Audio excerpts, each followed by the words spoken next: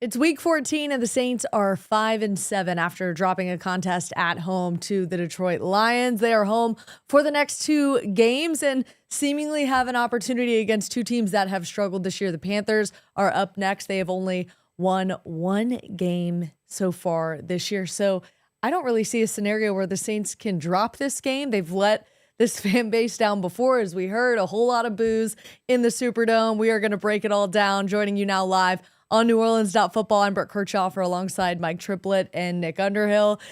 A lot of moving parts this week, but most importantly, Derek Carr was out on the practice field today in a limited capacity, not a DNP, which is what we kind of expected. Yeah, that was a surprise.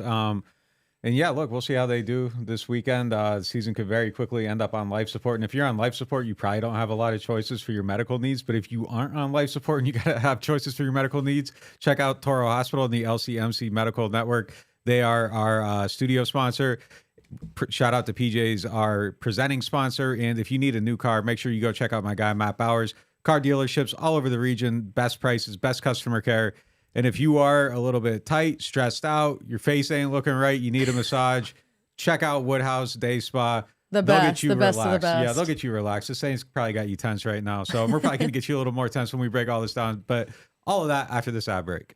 The NewOrleans.Football show is proudly presented by PJ's Coffee. PJ's Coffee has some of the best drinks that you can find. They have locations all over the city. They have pastries and everything else you need to get your day started. So go check them out. Are you looking for the perfect engagement ring? Look no further than Friend & Company Fine Jewelers' new engagement salon. This new area houses a wide selection of engagement rings to choose from in all cuts, sizes, and colors.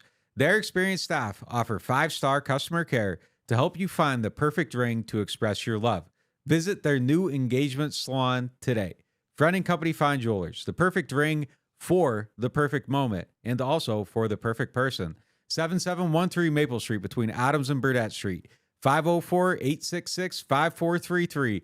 Friend & Company Fine Jewelers. Check them out at friendandcompany.com. Moe's Barbecue is located in Metairie. They have your game day needs taken care of. Whether you're tailgating or watching the Black and Gold or LSU at home with friends, Moe's has you covered. Order pulled pork, wings, ribs, sides, and more. Come in with the family for lunch and dinner as our kids' meals will please even the pickiest of eaters. Tailgating, parties at home, lunch and dinner, Moe's Barbecue will handle it all. Moe's Original Barbecue, 1101 North Causeway Boulevard between 48th and 49th Street in Metairie. Call 504-407-5333 for your catering order today. 504-407-5333. Moe's Original Barbecue in Metairie. The holidays are a time for giving, and what better gift than the gift of relaxation? With a gift card to Woodhouse Day Spa, your loved ones can choose from a wide range of services to help them de-stress and rejuvenate. Visit their New Orleans, Metairie, Mandeville, Slidell, and Baton Rouge locations today, or visit their website to purchase a gift card and give the gift of relaxation this holiday season. Woodhouse Day Spa, where relaxation is a gift. Hardhide Ponchatoula Strawberry Whiskey is an 86 proof blend of aged wheat bourbon, American light whiskey, and fresh Ponchatoula strawberries. Blended in New Orleans, it is not for the thin-skinned. Look for it in your favorite stores, bars, and restaurants. NewOrleans.Football is proud to be sponsored by Firehouse Subs. Make sure you check out their location on Veterans Boulevard. All right, let's get into the show.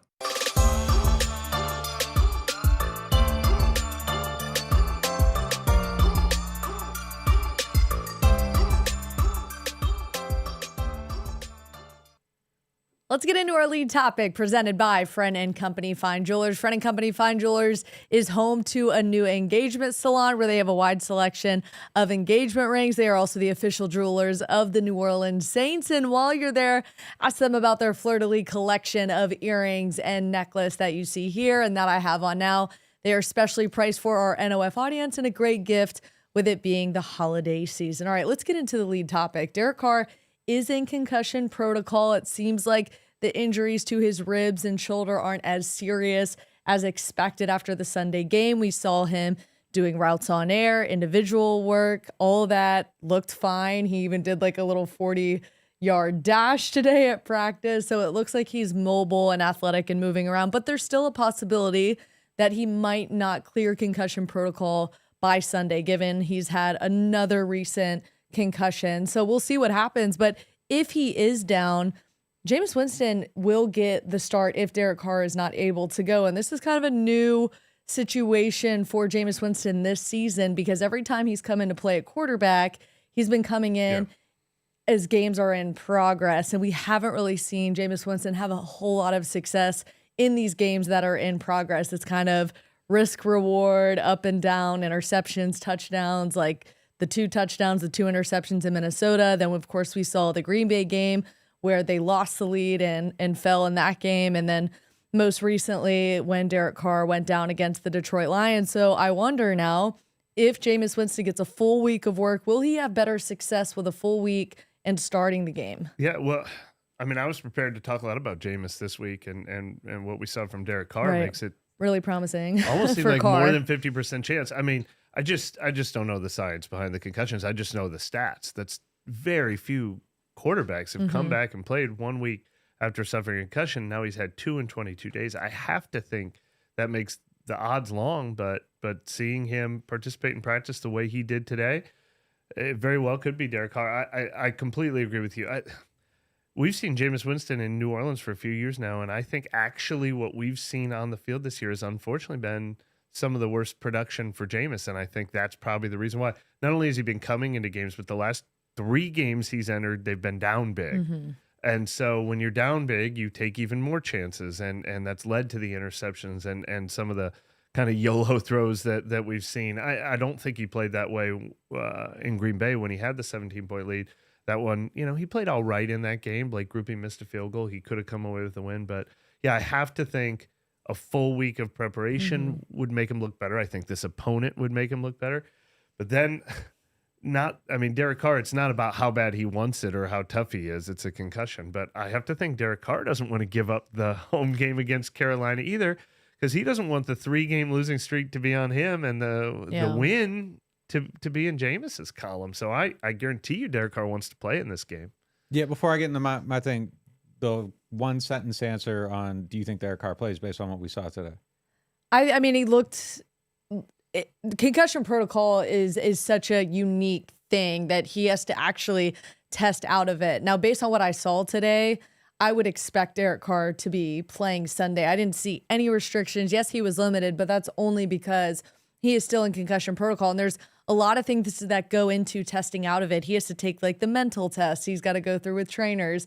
So in that aspect, I'm hesitant to say he'll play Sunday, but based on the physical traits that I saw, I mean, it looked like a regular Wednesday practice for Derek Carr. Yeah, he's got to practice him full once and not have symptoms after. And everything we saw today, we went out there and it was like, oh, he's playing. Like there's no holding back. It was kind of last week when we went out there and we saw Chris Olave, second concussion in a month. First day of practice, we looked at him and we said, oh, he's going to play. Like there wasn't anything here that was like they're taking it easy. They're dipping a toe into the water. Like Brooke said, there was like a 40, 50-yard sprint all the way down the field. Like he was going as hard as he possibly could. He was setting a tone out there that I felt like people were kind of, following behind a little bit. So I would be surprised if there isn't a full-scale effort for Carr to be the starter. I think they're going to prepare throughout the week based on what we saw. Now, we might walk out of the room and this is a huge bluff. It'd be very weird to bluff on a concussion, though. So I don't think that you would do that. But based on what we saw today, like when we left the room, I think Carr was taking the starter reps. I think Carr was probably the guy that they're preparing to start this weekend. I think they're building this around Carr. And then if they have to adjust at the end of the week, they'll go to Jameis. But it looks like they are intending on having him available this week. What's interesting is, we asked DA the other day, and from anything I read, I don't think the protocol changes if you've had your second concussion in X amount of time or whatever, any amount of concussions. But I almost think it should. I mean, if we're taking concussion science seriously, I'm surprised that it isn't a bigger hurdle to overcome the second time. But I also know that, look, people who are much more expert than me and who care a lot about this and take this stuff very seriously are gonna test him to the fullest degree they can. So if he's out there, that means they feel really good about it. There was a few surprises with the quarterback room. One is seeing Derek Carr out there and taking first team reps. I kind of interpreted that too. I never saw Jameis being in front of him or being the first one to get the reps out. I was also looking for Taysom Hill as well. That is somebody we did not see at practice. We're going to hold off on that till we get to the injury report. Sticking with the quarterbacks, though, despite the Panthers' 1-11 record, they have the 4th best passing defense in the NFL on paper, allowing an average of 180 passing yards per game, which is mostly a result of teams playing with a lead and not having to pass against them. That's kind of where you have to factor in both things when you see that stat. Their 351 attempts against are the 2nd lowest in the league. They are 31st in points allowed per game, 26.1. Can the Saints have success moving the ball through the air on Sunday, depending on if it is Derek Carr or Jameis Winston? Yeah, I think so. I mean, I think so. We'll see what happens with Shaheed. There's a possibility he still maybe plays this week. Olave I think Olave's locked in and playing at the level that everybody was expecting him to play at. And I think that's independent of quarterback at this point. I don't think he's going to be affected by Jameis or Carr. I think he's kind of locked in with both. I think both like throwing the ball to him. I think he has good chemistry with both. And yeah, I don't think Carolina's pass defense is great. You said it there. Like, it's the low attempts is kind of like really inflating where they're at. So teams are building a lead, passing the ball against them early in the games, and then they're like, okay, we don't have to do that anymore, and they run. So yeah, I do think that there's an opportunity to do that. I mean, if you're going to have like quote unquote slump buster, like this is the perfect game to kind of get your offense going. And if they don't, like you got big time issues. Yeah, this is one of the greatest disparities I've ever seen. We talk about yards versus points. The Panthers total yards, they're 7th in the league. 7th in the league in total yards allowed and 31st in the league in points allowed. It's like the most efficient. Yeah. We get our points early. And they don't get blown out all the time. I mean, the Saints game back in week 2 was 20-17, I think was the final score. The one thing that will help, they got J.C. Horn back last week. He played 32 snaps as they were sort of easing him back into action. Maybe he'll be ready for a full game. So that'll help Carolina's defense. So are the Saints going to get up by 2 or 3 scores and be able to run out the clock? I think the Saints will try to run the ball early. I think they're going to want to rely heavily on the run game, no matter who their quarterback is. But yeah, show me the Saints playing with a 3-score lead, and I'll believe it. And we'll believe when we see this defense finally have a great game, especially when you look at the record the Panthers have. You would expect the Saints to have success defensively, which gets to our moment of the day, presented by New Orleans Hamburger and Seafood Company with Marcus May and Marshawn Lattimore. We can add Pete Werner into that as well. We kind of saw the defense, specifically the secondary, kind of get exposed without Lattimore and May. And we just found out as well today that Marcus May is also on IR. So you're not going to have Lattimore and May this weekend. And for, it sounds like, a couple of weeks. There was a lot of broken coverages, poor man coverage. After film review, what did you see was the biggest concern with the secondary with those guys out? It's just kind of what you said, inconsistency, broken coverages, kind of guys, you know, on the one Laporta reception 29-yarder, like they busted they made that rookie tight end look like a vet. 48 yarder. 48 yarder. Yeah, I'm sorry. Yeah. No, they looked amazing. I mean, he looked amazing throughout the game, and it was an equal opportunity like thing with him. Like, he was smoking Alontae Taylor at times. I thought Paulson Adebo busted a coverage on that long gain. They were playing cover 3. He didn't cover him right. You know, Jordan Howden gave up some one-on-ones. Like, they were beating them every single which way, and it was impressive to watch. But, you know, I thought overall it was inconsistencies, and it's, you know, not necessarily a shock considering you're taking some players out of there and you're putting new guys in, and you're going to end up in these situations where I think there's communication errors and things of that nature. But I think not having May is a big issue down the stretch. I don't know that he's been the playmaker that you were hoping he would be when you acquired him, That's fair. I do think that he is a settling presence back there, and you don't see busted coverages and you don't see disorganization. So he's doing the right things, just not necessarily always at the impactful level that people would like him to be at. But it's something that they kind of gotta try to figure it out down the stretch. And look, I kind of don't know.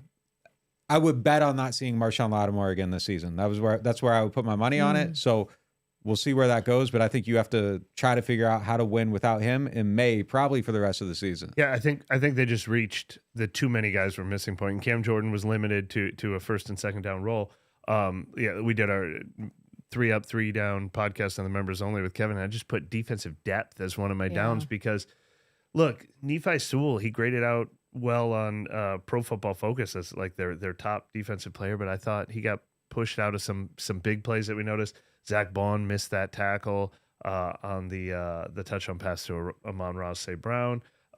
Jordan Howden was out of position a couple of times. And it was just like there were too many. Like you say, you can't put your finger on exactly why Marcus May is better than these backups, but you just know the results have been so much better. You're not seeing the breakdowns when Marcus May was back there. I think there just were too many second string guys on the field at once in this game, and it was probably their worst. I mean, early on, it was their worst defensive performance of the season. Certainly, the last 3 weeks have been their worst defensive stretch of the season. How do they get it cleaned up this week? It would be good if Pete Werner can come back. That's a big start. I did hear from him in the locker room. He didn't go on camera today, but did get a chance to talk with him, and he's going to talk later this week. He said it was great to be back out there, and he's feeling good. So he seems like he's trending up. It's a big start against a team where, I mean, Carolina is the only team not the only team, but one of the few teams they've been successful at, which is stop the run. So you put the game in this quarterback's hands who hasn't shown an ability to win games. That's what they have to do against Carolina too. Carolina prefers to run the ball if the game situation allows them to. So Pete Werner back, Cam Jordan being healthier, his second week back from injury would go a long way toward helping that. You think Joe Woods can get the secondary back on track this week?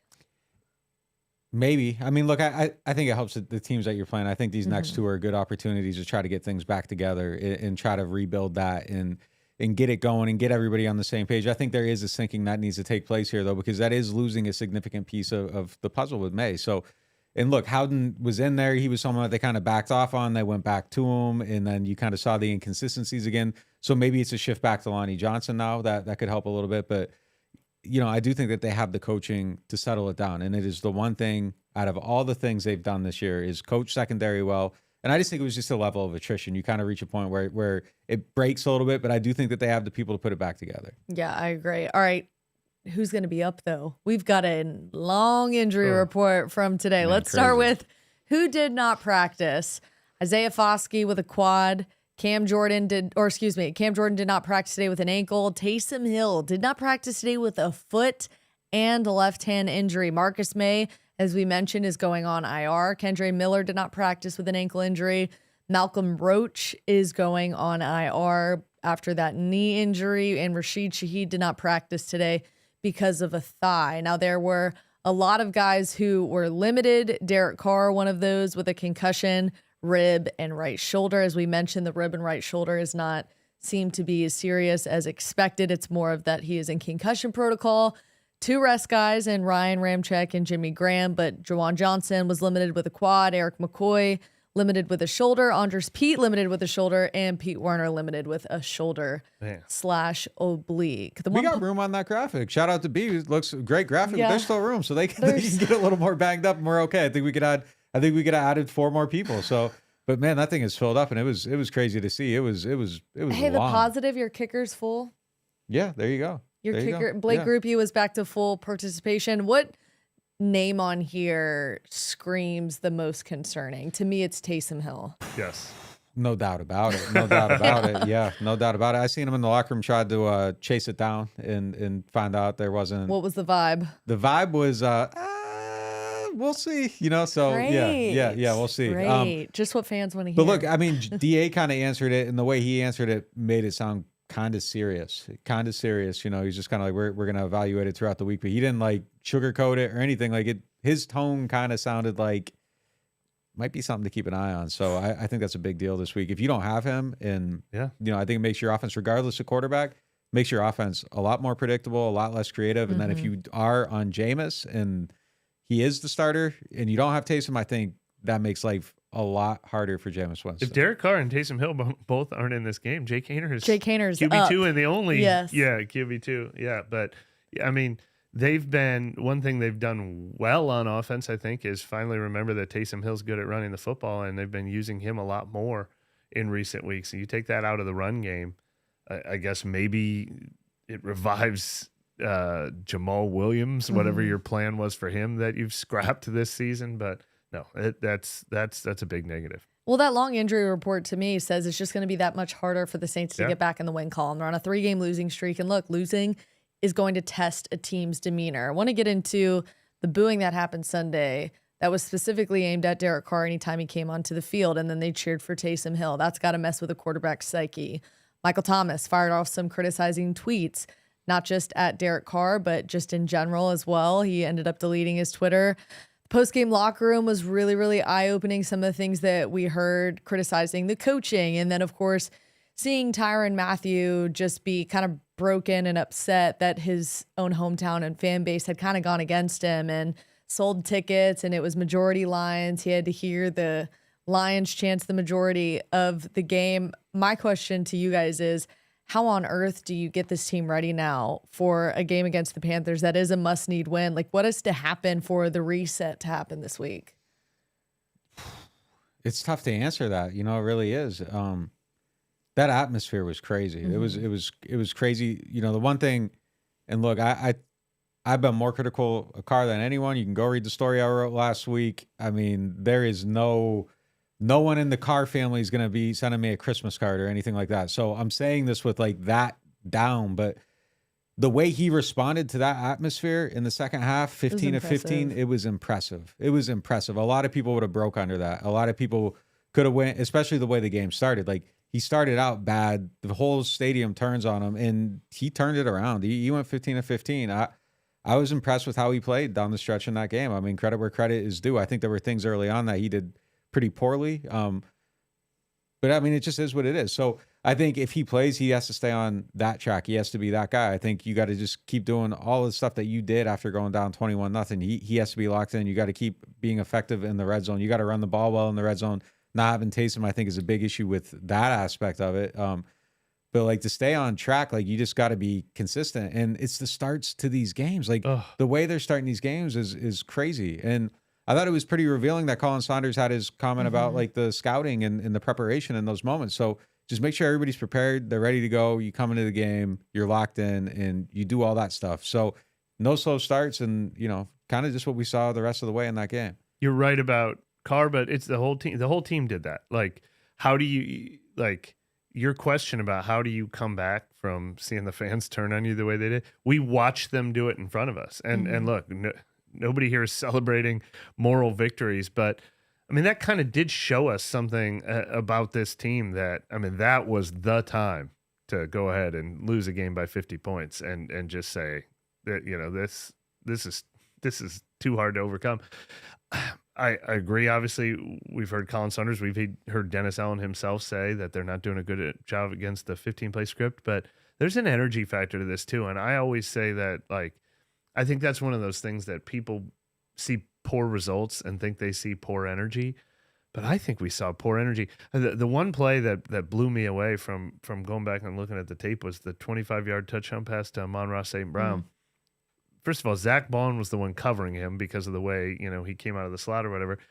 And I swear I saw 6 guys just watching Zach Bond miss the tackle on him, and then all kind of at the same time react like, oh, now we have to go chase. It was just such a, why are you 2 steps slow on this? Because we know how good this defense can be, because then they showed it to us for the next 2.5 quarters, how good they can be. And we keep seeing now we're down by 2 scores. Let's start playing like we've played the last couple of years. I have no idea why it takes being down 2 scores for them to start looking like themselves, but it's got to stop. There's a little piece of this too of like the Lions defense backed off a little bit, like some of the coverages and that. But I mean, I'm not trying to take anything away from anyone, I'm talking like about the Saints defense too. Oh, Saints defense. Yeah. Got you. You mentioned energy too. And look, I was pretty honest about it in last week's shows that I didn't feel it necessarily at practice last week. And look, we're only out there, like I mentioned, 15 to 20 minutes max at the beginning, but I did see a different energy from today's practice. It was more up tempo. You saw guys moving through progression so quickly. The individual drills were moving at a faster pace. Maybe that is a telltale sign, but one of the guys that I think can help get this team going this week is the guy who was emotional at the podium and is now the Man of the Year team nominee, Tyrann Mathieu. I think he is somebody that could get this locker room up. I know he's going to be down given the Marcus May news. I mean, that's his guy, somebody he rode with heading into this season, who is now on IR. But if anybody can get this defense up and be ready for a fast start, to me, it's Tyrann Mathieu. Well, look, you gotta have your leaders in these moments. So, and you might not have Cam this week too. Yeah, you never know. That's another know. leader that might be down. Yeah. So it is kind of on him a little bit, especially in the secondary, just to make sure everybody's up and going a little bit. I talked to him after his media session today, and he was just telling me basically that they're playing for their teammates right now. They're playing for one another, and they're staying locked in on that stuff. So, I think that's going to be there regardless of coaching, whatever else. Like these guys are in the war together with each other, and they're going to play for each other. So it's just spreading that mentality throughout. And, I think they will. I think they will be up for it. And, I think they want to play well regardless of everything else. Like, I think they want to play well. They hold themselves to a standard, and I think they're going to be accountable to that. I agree. I can't fathom how we have a Demario Davis and a Tyrann Mathieu and a Cam Jordan and so many other guys too, and then we keep seeing these slow starts. I mean, it doesn't make sense. Like it I guess it just proves that things like passion and energy and leadership only carry you so far. But how can there be more sense of urgency than there's been the last 3 weeks, and it's translated to what we've seen? I mean, I don't think it's that they come out flat though either. Like, I think it's a thing where like something happens and they aren't ready for what the thing that happens. Fair. Like you see, Colin Saunders pretty much said that Yeah. in his post game interview. He said the scouting has been off. Yeah, it's like they get caught with their pants down, so to speak, and it's just kind of this thing that happens, and so it's like they're coming out, they're ready to play, and then pow, something happens and they aren't ready for it, and I don't know why it keeps happening. I don't know how it keeps happening, but it keeps happening, and that's the thing that I think needs to get fixed. All right, speaking of the D-line, before we take a quick break, who's starting this weekend? I have no idea. Malcolm Roach is on IR. Cam Jordan is injured. Saunders, Shepard. I don't know who the other end will be. I don't know. Well, I mean, I bet Cam plays at least as much as he played last week. I mean, DA said Monday he came out of the game Tano well. and What did he Cam. play? 17 snaps last week. All right. So yeah, we'll go with that. he'll be part of the mix. But losing Malcolm Roach is no small thing. We've been killing this defensive line all year, rightfully so. But I feel like Malcolm Roach has been a decent part of the rotation. They're not better without him. Yeah, we'll see. We'll see what happens against the Panthers. Another, again, as we say, it's hard to see a scenario where the Saints do not beat a one-win team heading into Week 14, but we've seen strange things happen with the New Orleans Saints. When we come back, we will hit around the NFC South, and of course, we will hear from you, our NOF audience, plus much more. We'll be right back. 'Tis the season for gumbo combos at New Orleans Hamburger and Seafood Company. Enjoy our hot gumbo, fries, and your choice of shrimp, catfish, soft-shell crab, or frog legs starting at $9.99. That's right, $9.99 at New Orleans Hamburger and Seafood Company. No loan payments for 90 days with local financing from Jefferson Financial Federal Credit Union on your next auto, boat, RV, ATV, or motorcycle. That's right, no loan payments for 90 days when you close your loan by December 31st. Jefferson Financial offers easy-to-use online applications, fast decisions, and local personalized service. The financial products you want with the convenience you deserve. We are Jefferson Financial Federal Credit Union. Apply online at jeffersonfinancial.org. Federally insured by NCUA. At Turo, we were born for moments like this. From bringing new bundles of joy into the world to delivering what new mothers need to stay healthy. Born to keep hearts beating strong and to keep seniors active and healthy for years to come. Because at Turo, we deliver more than babies. From heart care to cancer care and newborns to seniors, at Turo, we're born to care. Hey Brad, I got you something I think you're really gonna like for your gift this year. What? Is this one of those Martin's exclusive bourbon bottles? Picked it out just for you. Maya, this is awesome. But I think you're gonna love the gift I got you a little bit more. Wow, Mega Wine generic brand vodka.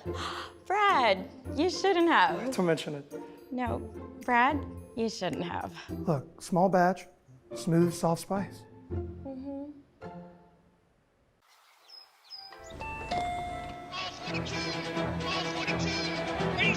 I'll take a New Orleans Saints scratch up.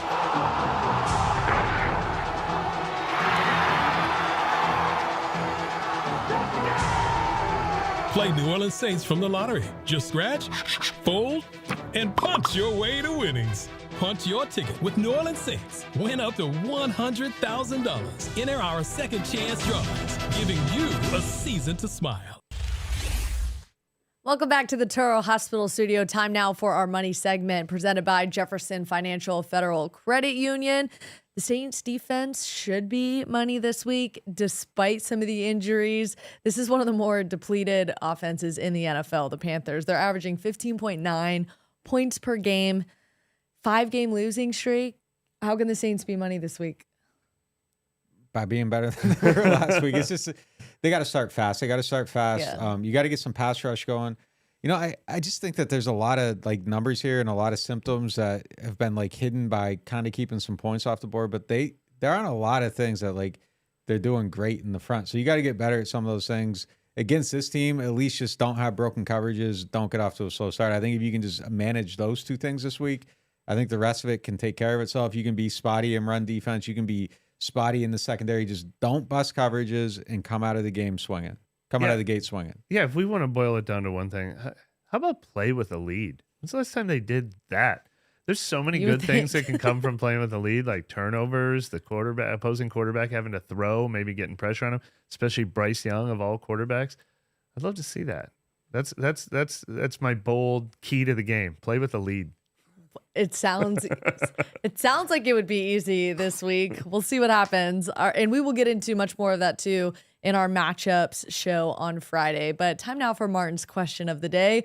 Martin's is home to a wide selection of hand-picked barrel select bourbon, whiskeys, and more. Martin's is so much more than just wine. Interesting question here. Earlier this year, it seems like Alvin Kamara and Michael Thomas were going to be Saints lifers, but the future is a lot murkier now. Will they ever play for another team?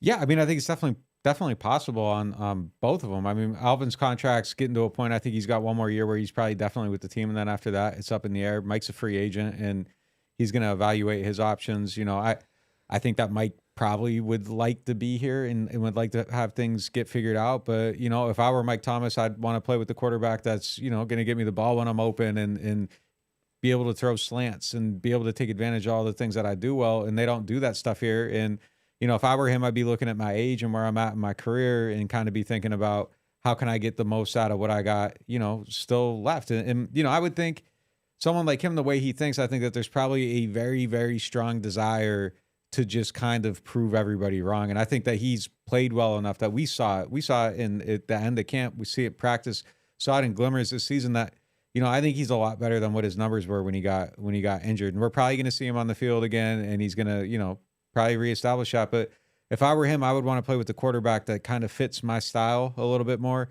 And I don't think they have that here right now. So I would probably try to look somewhere else, but I don't know if that's what he's going to do. I think that he would like to stay here and kind of try to figure things out. And yeah, Alvin's contract being what it is. Yeah. If I were Alvin, if this doesn't turn around quickly, I'm trying to win. Like I want to go somewhere I want to win. I want to be on a team where I'm gonna get like, you know, my last 3 years, I'm gonna chase a championship. Like that's probably what I would be trying to do if I were him. And I just don't think the Saints are in the position to where he's gonna have that opportunity here. Yeah, I mean, Alvin, Saints lifer in heart and in spirit, but I mean the way they designed that contract was for it basically to blow up after next year, and then they draft Kendre Miller, and then we were talking to Mickey Loomis earlier this year, and he listed Alvin as the one older player on the roster, obviously relative to running back age, but I think it was a way of him knowing that that's somebody he had replaced. So, like, just like we've seen with basically every running back in Alvin's 2017 draft class, I think they're almost all, and Dalvin Cook and Leonard Fournette and Christian McCaffrey, they're all on the second teams. Mike, it was almost kind of an upset when he came back to the Saints this year after they had reworked his contract to let him be a free agent. And then you throw in the wrinkle that we don't know who's going to be coaching this team next year. I mean, if this keeps going south, it's all unpredictable. It's all unpredictable. I mean, this team talks a lot about wanting stability and continuity, but I can't predict any stability and continuity for anyone on this team. There's very few players on this team that I can say will be here in 2 years. The way things are going. I think the changes that are inevitable that will happen at the end of the season will dictate whether a guy like Michael Thomas and Alvin Kamara will stay. Wouldn't you agree? Yeah, for sure. For sure. And, you know, I just think that there's probably just things that just overall, though, like if I were Mike, I'd be looking at the quarterbacks that just kind of suit my game. And they weren't throwing slants. Like it's got to be frustrating if you're Mike and you're watching the Eagles game and you see A.J. Brown just eating on slants. You're probably thinking like, what the hell is going on? Like, why is this not happening for me? Like, why can't we throw these? Why isn't this working? And it's just something that seems simple, but isn't simple for this team. So I would be looking at places where I can do that. I can get my numbers. I can eat. I can win. I can do all this stuff. And I don't know why you would want to come back here other than a desire to finish what you started. And, you know, I do think he Mike already proved his heart is here. He's a strong loyalty guy. yeah. Yeah, absolutely. I mean, I think that means a lot to him. And just, you know, knowing him, covering him, being around him, I think that I think that's a big piece of who he is. I think it's core to his ideals. I think that's why we saw him frustrated online. Like, I think he's frustrated by what he's seeing, because I think Mike knows what football means here. I think he wants to be a part of that. You know, he's really embraced the culture of the city and all that stuff. So I think all that's inherent to like who he is. And I think just deep down, he's loyal to those who are loyal to him. And you know, I think he wants to finish what he started here. But I think there's a level of just, does it make sense? And I think you have to have that conversation too. We may never see this team totally rebuild. And we'll have conversations about whether they should. Get used to a lot of show scripts that talk about how significantly they should rebuild. But what is Alvin, 28-year-old running back, and Mike, a 30-year-old receiver? I might be wrong. Apologize if I aged either one of them a little much. Those are not usually the centerpieces of rebuilding teams. So the direction of the franchise will be a big part of this too. Yeah, 2 big question marks with those guys. All right, let's go around the NFC South. What's going on with the Panthers? They are 1-11. They just lost to the Bucs in Tampa, 21-18. Chris Tabor is their interim head coach. He was the special teams coordinator. He talks about J.C. Horn this week and said he expects him to play quite a bit against the Saints after being on a pitch count against the Bucs. He was working back from injury there. And the Panthers are also the first team in the NFL to be eliminated from postseason contention. The Saints hope to not join them. Moving on to the Falcons, they are still first in the NFC South. They are 6-6. That is the number 1 team in the NFC South. They are 6-6. Just want to continue to overstate just how bad this division is. But the Falcons haven't allowed a touchdown in 24 consecutive possessions. So they're doing something right over there since they returned from the bye week. We kind of expected to see that from the Saints when they got back from the bye week. Not happening. Falcons are doing that. They just beat the Jets on the road 13-8. That is a final score. That is a football. That's a football score. At least it wasn't the Patriots. Terrible, what was it, 6-0 to the Chargers? Oh, yeah. Poof. Garbage. All right, the Bucs, they are tied for second in the NFC South with the Saints. They are 5-7. Mike Evans just reached a big number. He now has 1,000 receiving yards for the 10th consecutive season, moving behind Jerry Rice for second most consecutive 1,000-yard seasons of all time. He's now tied with Randy Moss for second most 1,000-yard seasons behind Jerry Rice. All right, let's talk about the playoff picture a little bit. What has to happen for the Saints to be alive in the postseason? For those who are still rooting for the Saints to make the playoffs and win this division, I think Saints have to beat Carolina, but I think Tampa has to beat Atlanta this week. I mean, first of all, obviously Atlanta's going to have to lose a couple games for the Saints to be able to win the division, but Atlanta's 3-0 in the division. And so if the Saints get to tie out Atlanta's record and beat them and split the head-to-head, the next tiebreaker is going to be division record, and Atlanta's probably not going to lose to Carolina. So I think Atlanta has to lose to Tampa. Otherwise, it becomes really hard for the math to work out. There's other things. The next one is common opponents. Tampa has a slight edge there right now, but they've got a couple they could lose, and then goes to like strength of victory and stuff like that. But or a conference record, then strength of victory. And the Saints right now are behind those 2 teams in every single one of these tiebreakers. So the Saints need to root for Atlanta and Tampa to lose, but they need them to lose to the right teams too. Yeah, it's NFC South week. Panthers at Saints, Bucs at Falcons. Is still any hope that Saints will wind up back on top of the division? Well, I mean, I think where you're at now, and not to start a whole nother podcast, like I think the real question is which direction's better. And is it better 4-1 finish or a 1-4 finish or 3-2 or 2-3? Like, it's just kind of, is it better to have the top 10 pick, or is it better to make the playoffs and feel like you got something to build upon? With that, we'll talk about that on the next show.